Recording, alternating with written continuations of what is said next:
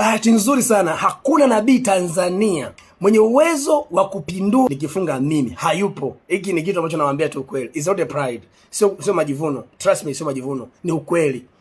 Nikisema ni hivi, hakuna nabii wa kupindua. Leo ni Jumatatu ya tarehe 23. Niko zangu mapumziko. Napokea simu za watu wa Yanga wanalalamikia na kunilaumu sana. Nabii umetusaliti, nabii umetugeuka. Nabii sadaka zetu tulikuwa tunatoa leo umezisahau, umeanza kuwapendelea Simba. Kwanza poleni sana. Poleni sana watu wa Yanga. Kitu ambacho mmesahau kujua ni hiki kwamba mimi nasema ninachokiona. Kabla ya kubadilisha chochote, nasema ninachokiona.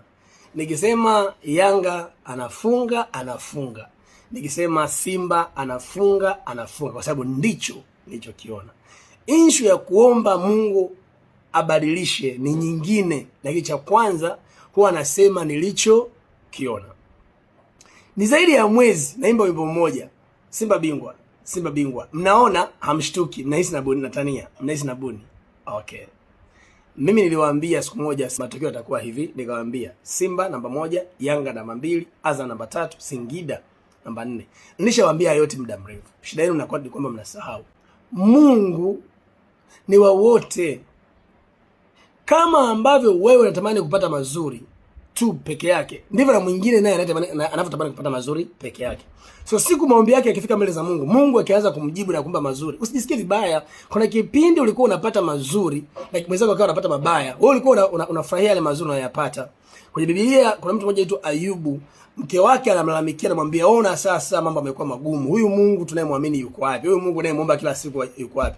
Ayubu anajibu kwa hekima kubwa, anasema, "Mke wangu, tupate mema tu, mabaya apate nani?"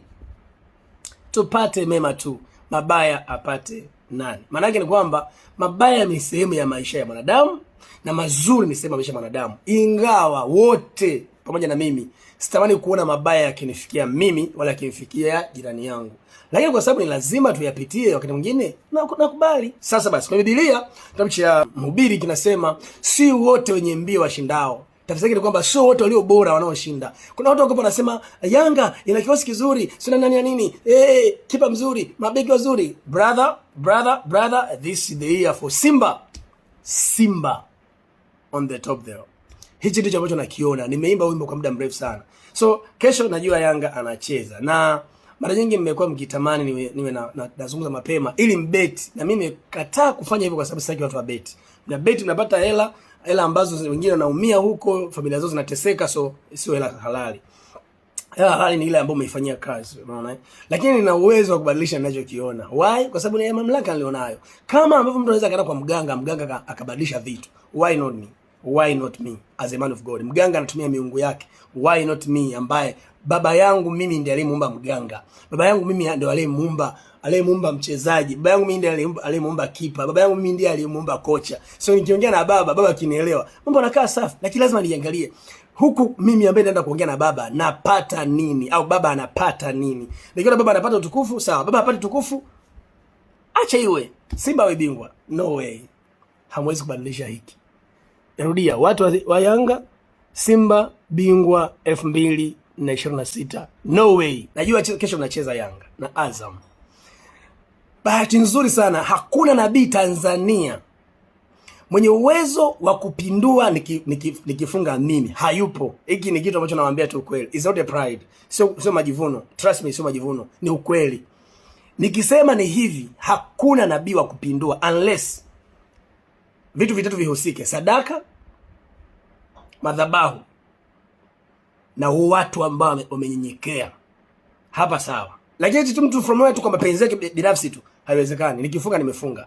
Ila kitokea mtu akatoa sadaka sehemu, kwa maana kwenye madhabahu ya kimungu, alafu akawepo watu walionyenyekea na kusema hatutegemea akili zetu, hatutegemea nguvu zetu, tunamtegemea Mungu, huyu mtu anaweza kapindua anachokifunga mimi, kwa sababu tayari amemuita yule ambaye mimi nimemuomba. So yule aliyemuomba akaniambia niseme, akiombwa tena na watu wengine ambao wameonyesha unyenyekevu wa hali ya juu. Hiki nilichokiona, kumbuka nimeona, sijaomba, nimeona. Hiki nilichokiona kinaweza kubadilishwa. Narudia tena, Hakuna mtu anaweza akapindua ninachokiona mimi na kukisema, hayupo. Kwa maana kwamba mtu tu asikie profesi yangu alafu labda ni prophet, yeye ni nani aseme napindua, haiwezekani. Ili apindue ni lazima kuwe na vitu vitatu vinavyotakiwa kuhusika. Cha kwanza kuwe na sadaka, cha pili kuwe na madhabahu, cha tatu kuwe na watu walionyenyekea. Hapa naweza kapindua kwa sababu hapa nimeona tu. Nimeona tu hali ilivyo. So akitokea mtu ambaye ametoa sadaka kwenye madhabahu na mtu alinyenyekea na kusema hatutegemea akili zetu, hatutegemea uwezo wetu, tunamtegemea Mungu, hayo yanaweza kapinduliwa. Hiyo nakubali. Sasa mwanzoni nilikuwa natabiri mapema. Mkaniambia ukitabiri mapema unatuvunja moyo, tunaangalia mpira tukiwa tunajua matokeo, inatuumiza. Mkalalamika tena, nabii unatukosesha sisi. Tumebeti, tumepata hasara na nini? Na mimi sitaki mbeti. Sasa hivi nimeamua kufanya hivi. Natoa prophecy mapema nikiwa na watu. Alafu mpira ukisha tu pale au kikaribia kuisha, naachilia. Nabii ungesema mapema. Sasa mnataka nini? Mnataka mkabeti? Mnataka mkabeti kesho? Mnataka mkabeti? Niwape matokeo mkabeti. Na mimi kubeti najua sipendi, ni dhambi. Mnataka mkabeti? Okay, nendeni nikabetie. Ipeni Azam ushindi. Alafu mtarudi mkiwa na furaha. Si mnataka mkabeti? Kabetini. Mnataka mkabeti? Kabetini. Ipeni Azam ushindi. Ipeni Azam ushindi, watu wa Mungu. Leo ni siku ya mapumziko na Bidensi amepumzika. Simu za Yanga zimekuwa ni nyingi kuliko za Simba. Wakiomba nitamke neno, wakiomba niachilie matokeo. Na arudia hapa kusema hivi. Si mnataka mkabeti? Nendeni kabetini. Mpeni Azam ushindi. Shalom. Yanga mnajua cha kufanya. Simba wako bingwa pale juu. Wanaondoka na kombe this year. Bye.